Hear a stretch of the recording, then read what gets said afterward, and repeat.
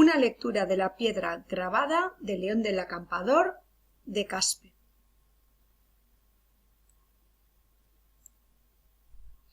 Esta piedra grabada de León del Acampador de Caspe, datada entre los siglos III y II a.C., es una pieza muy interesante para el estudio histórico y lingüístico de la zona del Bajo Aragón en época ibérico-final. Es preciso contextualizarla dentro de los acontecimientos bélicos de esa época en dicho lugar. El texto de esta piedra, aunque incompleto, escrito en epigrafía ibérica, se transcribe así: Osortar, banen sildar, iar iber ar, irre, boretar. El análisis lingüístico basado en la lengua vasca nos permite hacer una lectura coherente del texto dentro de su contexto histórico y arqueológico. La lectura del primer segmento, Osortar, abre el camino para encontrar iber ar y boretar, de tal modo que permite identificar gentilicios, esto es, en euskera, el sufijo ar o tar, que podrían corresponderse a 3 de los escudos guerreros representados en la piedra. El estudio histórico y lingüístico que se presenta propone que la piedra representa un acuerdo o coalición entre varios linajes del territorio del Bajo Aragón, dentro de un contexto bélico. La toponimia. Primeros pasos hacia la contextualización. El nombre del lugar en el que se halló la piedra, Caspe, nos remite con bastante claridad a Aispe o Aspe, Aspe. Además, los datos que ofrece Manuel Pellicer, arqueólogo de la misma localidad, nos ayudan a corroborarlo. El nombre del pueblo de Caspe no aparece en ninguna fuente clásica grecolatina. Documentalmente es necesario esperar a las crónicas árabes medievales, Casp, anteriores a la Reconquista, y a la documentación de Alfonso II del siglo XII, en el que se menciona el castrum et villam de Casp o Aispe. Por otra parte, en las proximidades de Caspe encontramos en las fuentes clásicas el topónimo Vizcargis. Probablemente en la actualidad sea la Sierra de Vizcuerno, etimología popular por la forma del saliente que presenta la loma. Una loma orográficamente semejante, Vizcargi, se halla en la zona central de Vizcaya. Contextualización histórica de la pieza. La piedra fue hallada casualmente en 1974 junto con 2 piedras más, en las inmediaciones de Caspe, Zaragoza, en pleno territorio llamado Bajo Aragón, próximo al río Ebro. Es una pieza realizada en arenisca y con unas dimensiones de 113 por 80 centímetros. Está rematada por la figura de un león en reposo al que le falta la cabeza. Bajo el león aparecen representados en un mismo nivel un escudo oval y 3 caetrae. En su parte inferior hay una inscripción en caracteres ibéricos. En esta fotografía podemos observar que falta parte del texto original, puesto que la piedra ha sufrido roturas que parecen ser intencionadas y como consecuencia se han borrado símbolos. Texto escrito en grafía ibérica.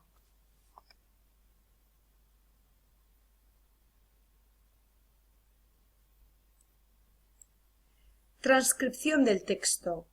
Osortar, banen sildar, iar, iber, ar, irre, boretar.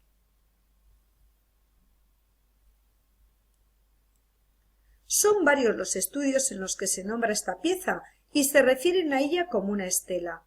Desde que iniciamos su estudio para la posible lectura de la inscripción, pensamos que se trataba más bien de un monumento conmemorativo. Nos llama la atención que, a pesar de la importancia de los datos históricos a la hora de contextualizar los textos, casi nunca se sirva de ellos para el análisis. Hemos profundizado en esta cuestión porque no vemos razón alguna para tratar esta piedra como una estela funeraria. Habiendo consultado fuentes, la opinión del catedrático en arqueología Manuel Pellicer Catalán ha afianzado nuestra postura. En su libro Panorama histórico-arqueológico de Caspe en el Bajo Aragón es manifiestamente claro. Pellicer opina que dichas piedras pueden ser monumentos conmemorativos, votivos o simplemente relativos a señalizaciones de límites territoriales. Según este mismo libro, la cronología de esta pieza parece corresponder al siglo III avanzado o al siglo II a.C. Podríamos decir que fue tallada a principios del periodo llamado ibérico final, íbero-romano. Entorno social y geográfico. Además de Manuel Pellicer, otros estudiosos del tema en los yacimientos arqueológicos que rodean el río Ebro, como Moret o Benavente, constatan que antes de la llegada de los romanos en el 218 a.C., existían ciudades que se diferenciaban de los demás poblados por su tamaño y sus estructuras defensivas, a las que ellos llegan a llamar ciudad-estado, y añaden que de dichas ciudades dependía un amplio territorio circundante. Aparte de las estructuras arqueológicas de los yacimientos, otra fuente de información proviene del análisis de los grabados en piedra, de la cerámica y de los objetos obtenidos en los diversos yacimientos. Los expertos hablan de que las tribus autóctonas vivían en una sociedad organizada que poseía una confederación tribal dotada de un consejo de ancianos y una estructura de caudillos o reyes apoyados por una casta guerrera. A los datos arqueológicos para este periodo histórico hay que añadir la información escrita en los textos clásicos griegos y romanos, Tito Livio, Estrabón, Polibio. Gracias a sus escritos conocemos los nombres de diversas comunidades indígenas que habitaban dicho entorno: ilercabones, lacetanos, ilerguetes, ausetanos, sedetanos, ceretanos, jacetanos. Junto con esas comunidades aparecen nombrados distintos poblados: Ilducoite, Laquiñe, Usequerte, Quelse, Iltirta, Salduye, Atanagro, Cisa, Ibera. Según dichas fuentes, estas tribus estaban relacionadas mediante pactos de linajes.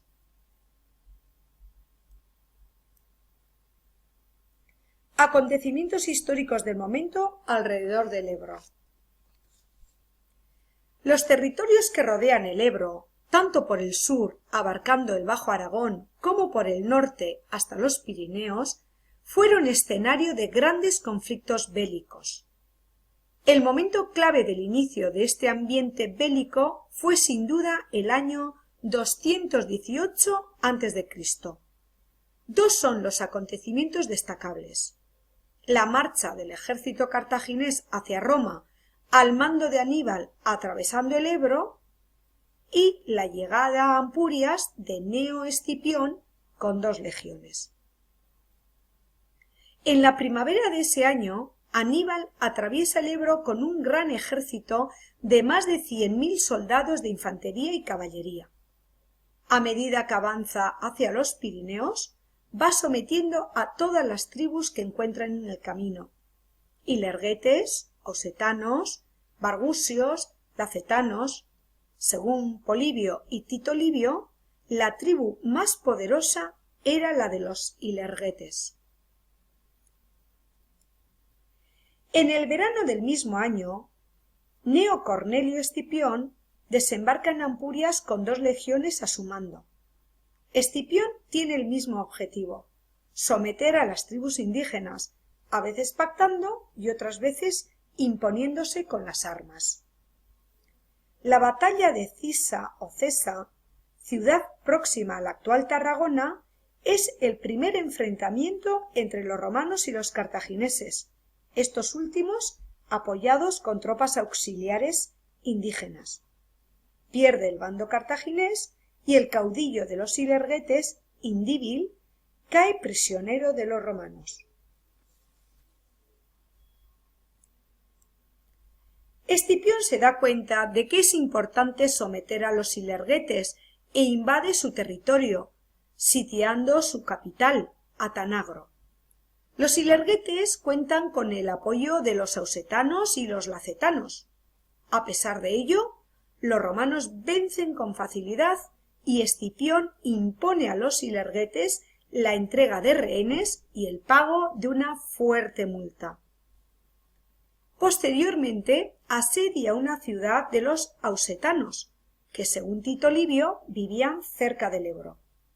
El asedio dura 30 días. Los ausetanos son apoyados por los lacetanos, pero estos sufren una emboscada y mueren más de 12.000 lacetanos. Finalmente pactan rendirse para no sufrir el saqueo de la ciudad y acuerdan pagar una indemnización de unos 600 kilos de plata. Una vez sometidos estos territorios, el ejército romano se retira a Tarraco. 215 a.C. Los romanos sitian Ibera, ciudad rica próxima al río Ebro, aliada de los cartagineses. Asdrúbal se enfrenta a los romanos cerca de Ibera, pero es vencido. Con esta batalla se sella la supremacía romana frente a los púnicos en la zona del Ebro. 211 a.C.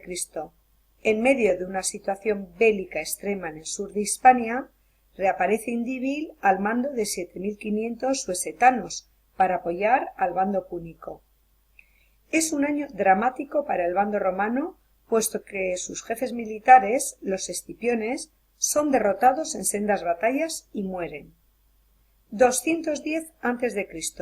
Publio Cornelio Escipión hijo, tras la muerte de su padre, desembarca en Ampurias y marcha hacia Tarraco acompañado de sus legiones en la zona y algunos aliados indígenas. Era su objetivo estabilizar la situación entre el Pirineo y el Ebro, afianzando alianzas con los indígenas. 206 a.C. Tras varios años de batalla, el ejército romano derrota y expulsa definitivamente a los cartagineses de la península. Ese mismo año, las tribus lideradas por los caudillos ilergetes Indíbil y Mandonio, con ayuda de los lacetanos, comienzan a pelear contra sedetanos y suesetanos, tribus aliadas de Roma. Mandonio e Indíbil, junto con los lacetanos y otras tribus, reunieron un ejército de 20.000 infantes y 2.500 jinetes. Su ejército acampó en su antiguo terreno de acampada de la Sedetania. Según la opinión de los expertos en el tema, parece ser que las causas de esta rebelión fueron los abusos cometidos por las fuerzas romanas establecidas en sus territorios. Habrían comenzado el saqueo de los metales preciosos y de los recursos humanos. Escipión tiene que intervenir con urgencia, acudiendo con su ejército desde Cartagonova. En la batalla murieron miles de combatientes, tanto del ejército romano como del autóctono, y ganaron los romanos. Escipión no impone el abandono de las armas ni la entrega de rehenes, como era habitual, sino que reclama una indemnización pecuniaria para pagar a sus tropas, permaneciendo unos días en dicho territorio hasta que los ilergetes realizaron el pago. De ahí parte hacia Tarraco para volver a Roma. A su vuelta entregó al tesoro de la ciudad de Roma 14.342 libras de plata y una gran cantidad de monedas. Hay un dato histórico importante para el tema que nos ocupa: la acuñación de moneda en la ceca de Iltirta por estas fechas. Son dracmas de plata que muestran la figura de un lobo en actitud sumisa. Los romanos siguieron saqueando la península y llevando a Roma cantidades extraordinarias tanto de minerales como de alimentos. En este momento, se inicia la mayor presión económica sobre las tribus indígenas, de modo que, según Tito Livio, 2 años más tarde el precio del trigo en Roma sufre un enorme descenso por las grandes cantidades que se envían desde Hispania. Uno de los ejemplos más claros de dicho saqueo lo podemos evidenciar en la vuelta a Roma en el 201 a.C. del procónsul Lucio Cornelio Léntulo, que llevó a Roma 43.000 libras de plata y 2.400 de oro, y además distribuyó 126 ases de bronce a cada uno de sus soldados.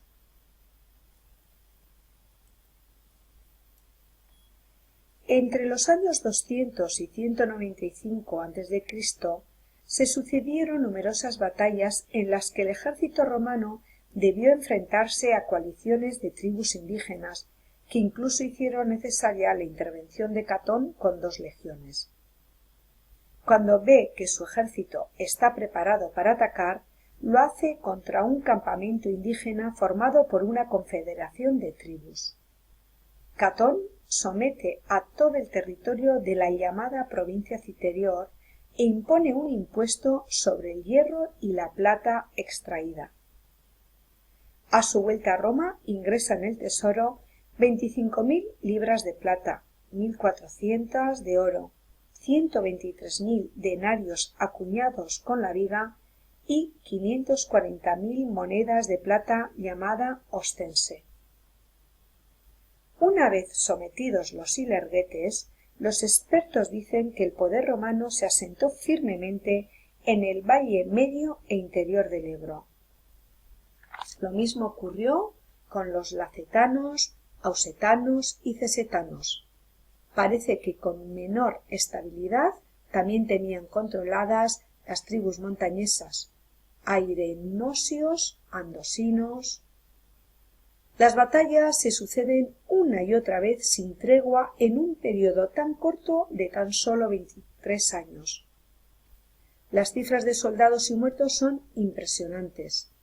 Son 2 décadas muy convulsas en las que las tribus autóctonas unen sus fuerzas para mantener su autonomía, aunque a veces están obligadas a pactar su subsistencia con el enemigo e incluso a luchar entre ellas.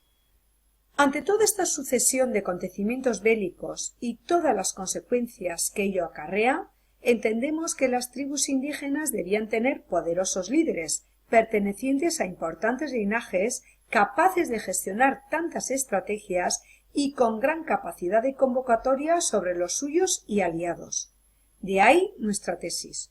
Uno de esos linajes importantes sería el de los Ochor, probablemente unido por lazos familiares a otros linajes. Es posible entender que en tales linajes hubiera caudillos, castas militares y estrategas. La piedra que nos ocupa comienza con Osor. Su traducción sería perro lobo.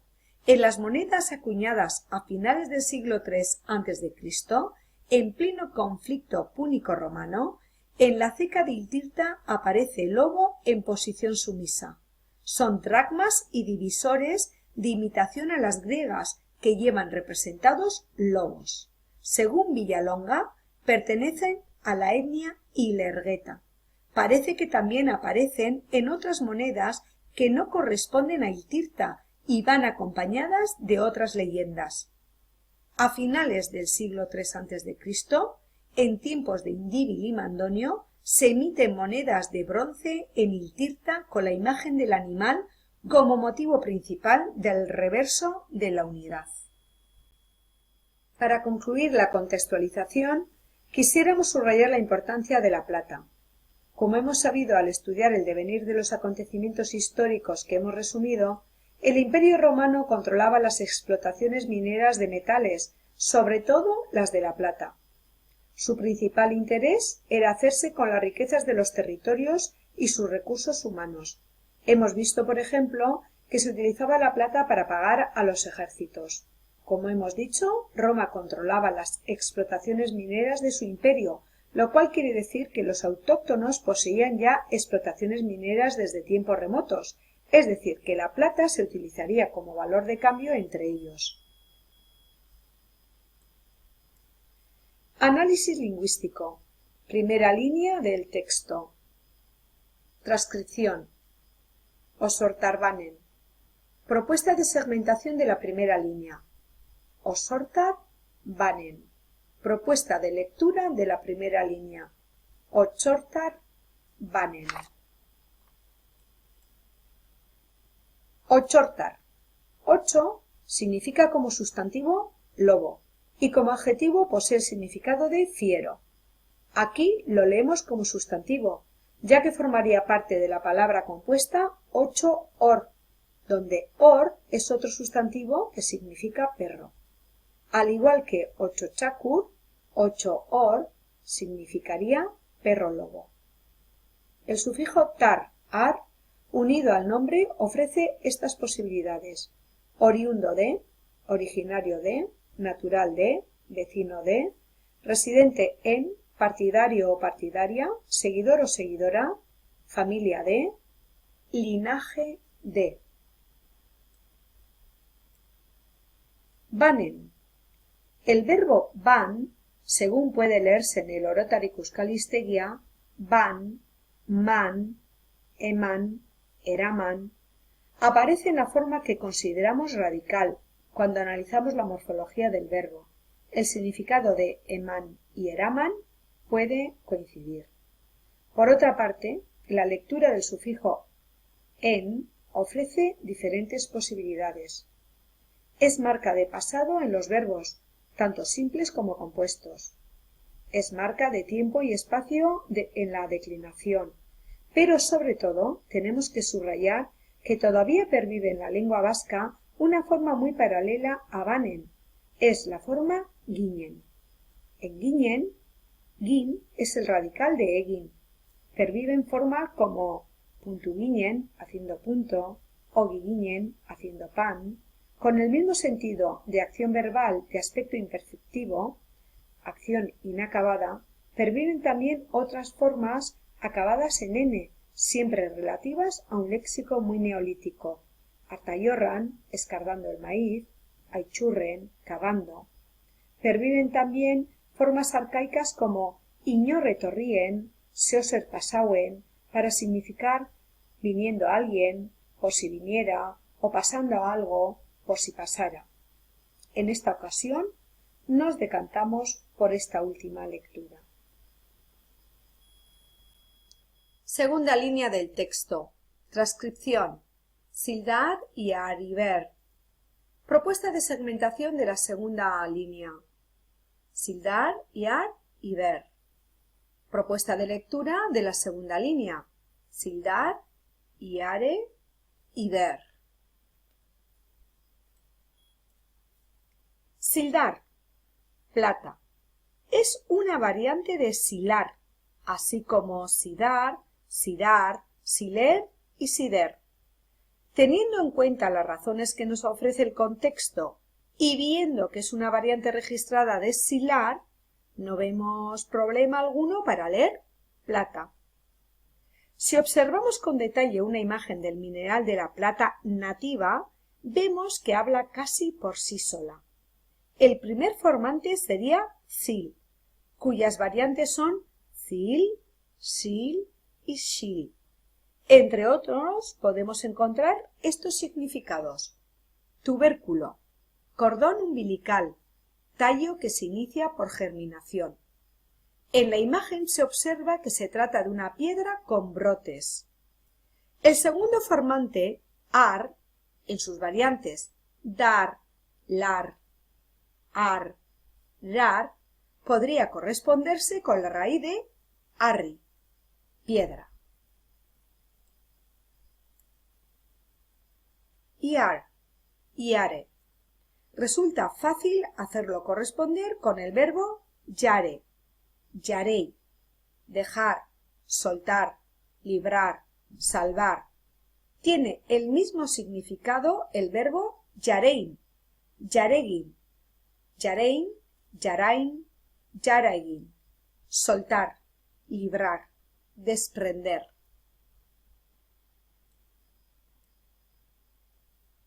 Iberar, ibertiar. A pesar de que nos encontramos ante la falta de un signo, donde la piedra está descascarillada, creemos que se podría leer la palabra como ibertiar. Parece aceptado por los investigadores que Iber dio nombre al Ebro, de modo que a partir de Iber se podría leer el significado ibertiar, para denominar a los pobladores del valle de los alrededores del río. No vemos contradicción entre el sufijo tar, en el caso de ochortar, para designar una familia o un linaje, y, por otro lado, tiar, en ibertiar, para designar un grupo más genérico a partir de un sustantivo común, al igual que serutiar o lurtiar. Como datos significativos al respecto, podemos añadir que, según Tito Livio, hicieron los preparativos para atacar una ciudad que por su proximidad al río era llamada Ibera, la más rica ciudad de aquel país. También Heródoto cita a los íberes como un pueblo más de las etnias del extremo occidental. Tercera línea del texto. Transcripción. Irreboretar. Propuesta de segmentación de la tercera línea. Irreboretar. Propuesta de lectura de la tercera línea. Irreboretar. Irre. Teniendo en cuenta que el texto está inacabado, este segmento ofrece la posibilidad de más de una lectura, si bien encajan las dos opciones en el contexto que se propone, relativo a una piedra conmemorativa. Por una parte, podría leerse irre, irra. En este contexto fonético es común la alternancia a-e. Tenemos muchos ejemplos: ira, ire, ida, ide, donde la vocal cerrada i influye sobre la a. Irra. Los ejemplos que encontramos están relacionados con el movimiento, onomatopeya de la acción de correr y también baile. Por otra parte, cabría pensar en la posibilidad de referirse a un metal fundido, dado que es muy amplio el abanico de metales que contienen la raíz irre, irra, o la palabra urre, irre, sirraida, estaño, urregorri, oro, urresuri, plata, urrenarre, cobre, siempre como resultado de un proceso de fundición. En el caso de esta última interpretación, el metal fundido podría haber sido la contribución del linaje de los Boretar para sufragar los gastos del conflicto bélico. Boretar. Al igual que vemos las alternancias en borda, borta, gorta, corta, se puede leer boretar o goretar. Goreta es una estación de esquí situada en el Pirineo bearnés. Azkue recoge Hori da Bortuen mendi Gorabat. Hori es una elevada montaña del Pirineo. Según el testimonio de Azkue, Bortu se refiere al Pirineo.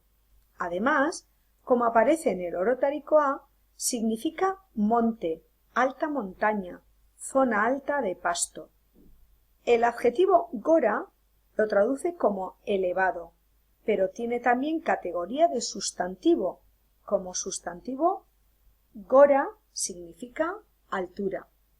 De modo que se trataría de los pobladores de las montañas, de la zona de arriba, de la zona del Pirineo. Como dato histórico reseñable al respecto, Tito Livio menciona a los montañeses. Propuesta de lectura del texto. Las posibles lecturas varían dependiendo del significado del segmento irre. Teniendo en cuenta la primera opción en la que lo relacionamos con el movimiento, la lectura sería: el linaje Ochor, llevando o dando plata, libera a los del valle. moviliza a los montañeses, quedando inacabada la frase. Teniendo en cuenta la segunda opción, esto es, en el que irre podría estar relacionado con irre, urre, esto es, con los metales fundidos, la lectura que proponemos sería: el linaje Ochor, llevando o dando plata, libera a los del valle. El metal fundido de los montañeses, quedando inacabada la frase. Otras consideraciones.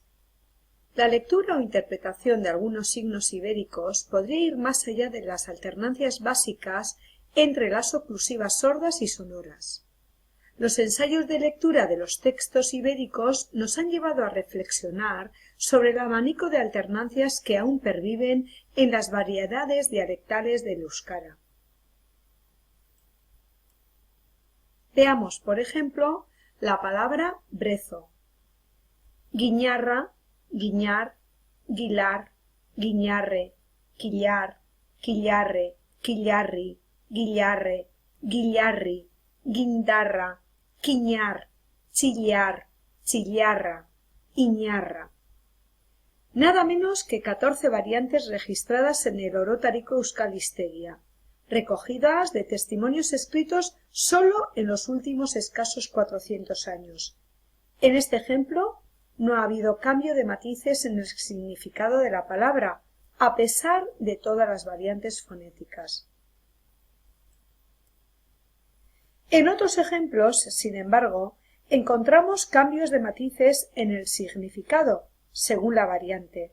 Es evidente que conforman un campo semántico, aunque en el diccionario que manejamos sus entradas no aparezcan en todos los casos relacionadas entre sí, y haya que buscarlas. Tontor, tuntur, tuntor, cima, cúspide de una montaña, parte más elevada o prominente de una zona. Chunchur, chinchur, chonchor, cima, cumbre, cima y parte superior de la que tiene mediana altura. Concor, cuncur, jiba, defecto saliente. Coscor, bulto, tumor, quiste, chichón, saliente. Chinchor, cinchur, chinchur, cinchurri, chinchurri, chinchur, chunchur, sunchur. Gangar, guinguil, gorgoil, gangor, cresta de aves. De ahí que, desde nuestra perspectiva, no sería ningún disparate ampliar en algunas ocasiones las posibilidades de interpretación fonética de algunos signos.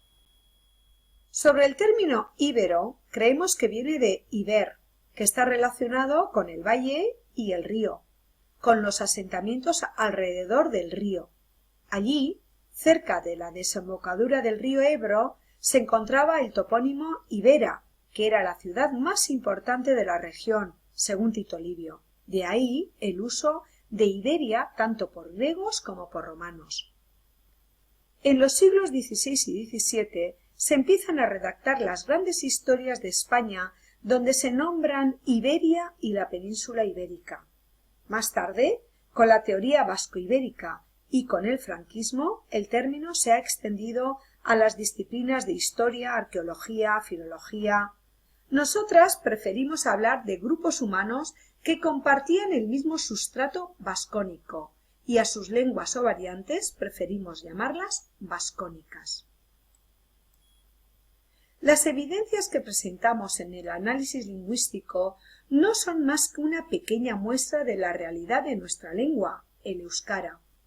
Estas evidencias nos conducen a pensar que, al igual que aún hoy en día ocurre, en esa época habría diferentes dialectos o lenguas de un tronco común y que las diferencias actuales en nuestra lengua no son un fenómeno tardío, sino reminiscencias de una época mucho más antigua. Ya hemos hecho referencia a las monedas en las que el lobo aparece representado, pero eso no es todo. El lobo aparece también dentro de una de las piedras conmemorativas del Palau y en varias cerámicas de la época que nos concierne. En Alcañiz, en el castillo, hay reminiscencias muy claras en la Edad Media. En la Rueda de la Fortuna, instalada antiguamente en la primera planta de la torre del homenaje del castillo de Alcañiz, aparece representado un perro o un lobo.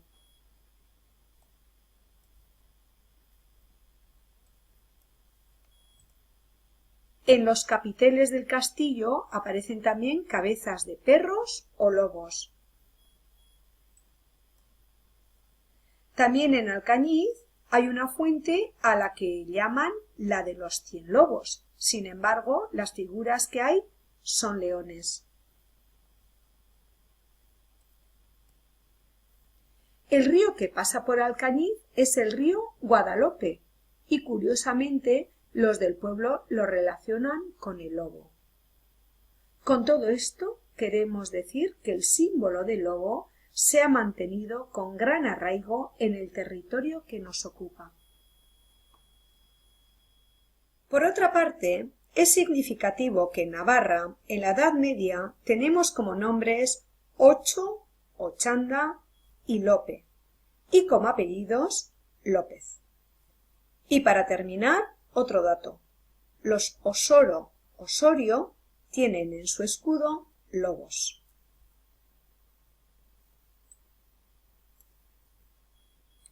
El símbolo de león que aparece en la piedra puede estar ligado a la representación de poder y de protección.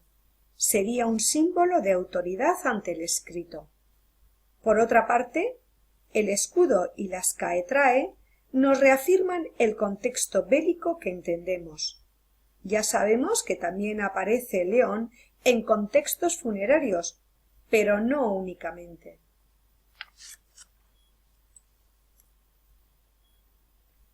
A modo de conclusión. No es fácil la interpretación de estos textos, pero creemos que se puede avanzar desde el conocimiento profundo de la lengua vasca, desde una perspectiva tanto dialectal como diacrónica.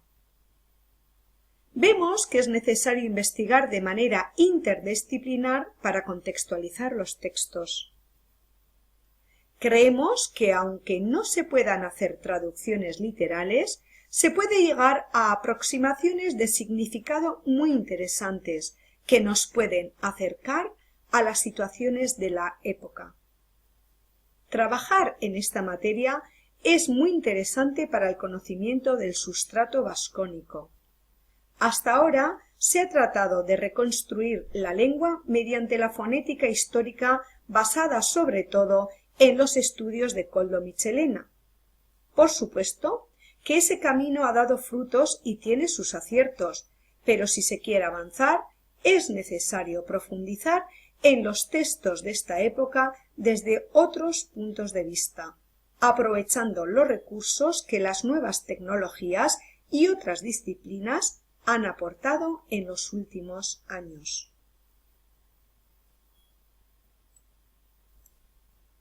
Bibliografía.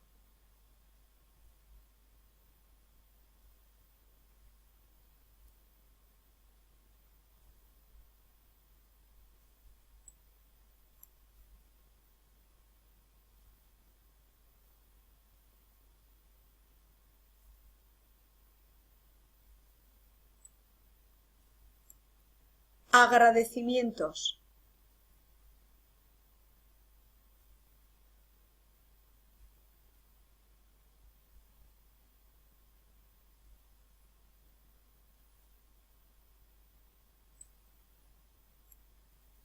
Grupo de investigación In Situa.